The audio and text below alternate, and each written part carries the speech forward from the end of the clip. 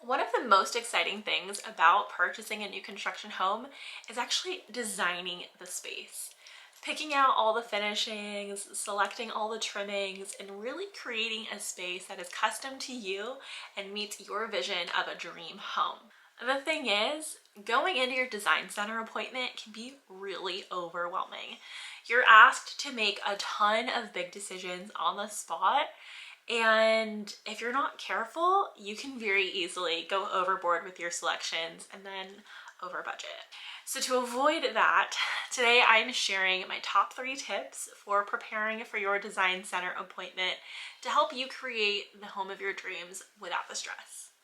So my first tip for planning for your design center appointment is to go in with a game plan. And this can kind of be broken out into a couple different steps. First and foremost, you want to be clear on what type of aesthetic you're looking for in your custom home. It really helps to have a clear vision in mind of the exact kind of style you're looking to emulate in your new home, because that's really going to help narrow down your options once you're in the design center. Platforms like Houzz, Pinterest, and even Instagram are really great places to start your search so that you can see what different design aesthetics are out there and narrow in on the specific aesthetic that you're looking to emulate in your home. I highly recommend going a step further with that and actually saving various images from those platforms. My husband and I did most of our research using Pinterest. We actually created a shared board that we pinned a bunch of images to based off of what we found that we liked, and then we kind of cross-referenced from there, comparing our images, seeing what we both liked and maybe what only one of us liked. So that helped with like compromising a lot, but then also just helping to identify trends. I think once you can go back and kind of pair through and see if there are any consistent themes across the inspo photos that you save, it can really help in narrowing in on your preferred aesthetic.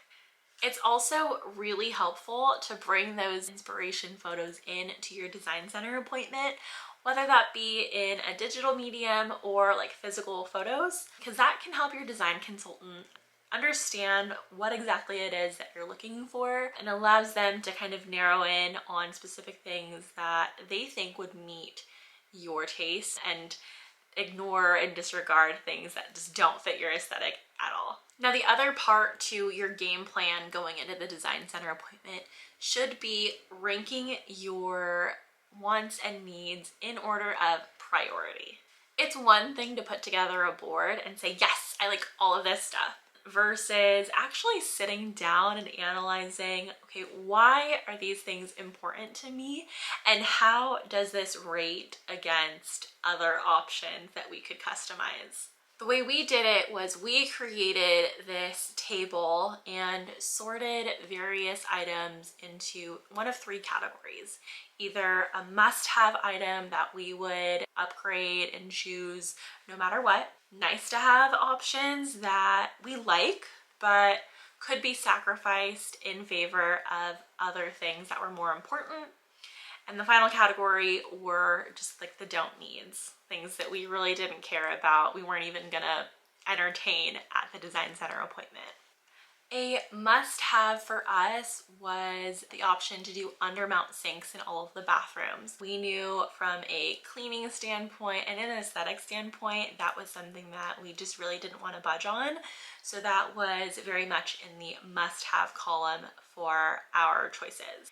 Now, an example of a nice-to-have for us was upgrading the pedestal sink in our half bath to a full vanity sink. You know, it'd be really nice to have extra storage in that space underneath the sink, but if we had to be stuck with a pedestal sink, it's not the worst thing in the world. There were certainly other things that were more of a priority to us that we would be happy foregoing a vanity sink for in favor of these other things.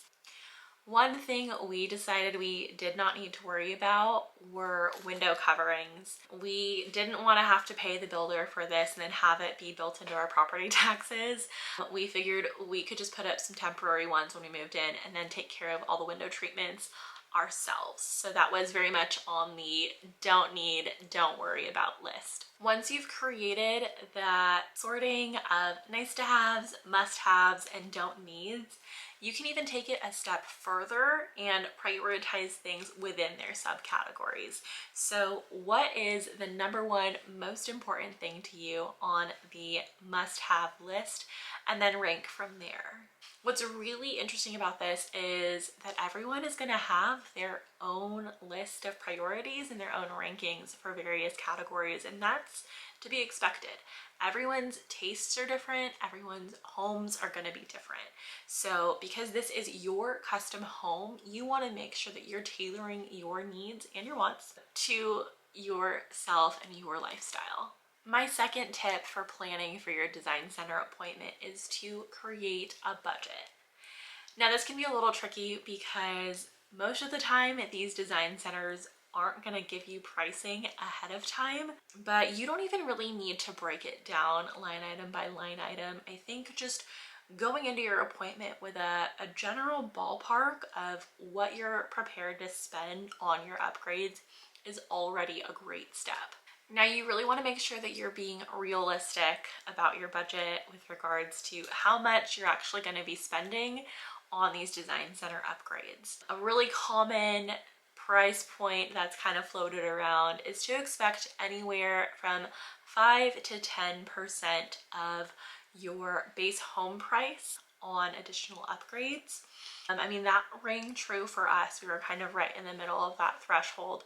So that's a really good range to kind of start at, to expect as you are planning out your finances and building out your budget. Also, from my experience, if the sales advisor at your community throws out a ballpark number of what an upgrade might cost, don't take them at face value. Don't take them for their word necessarily.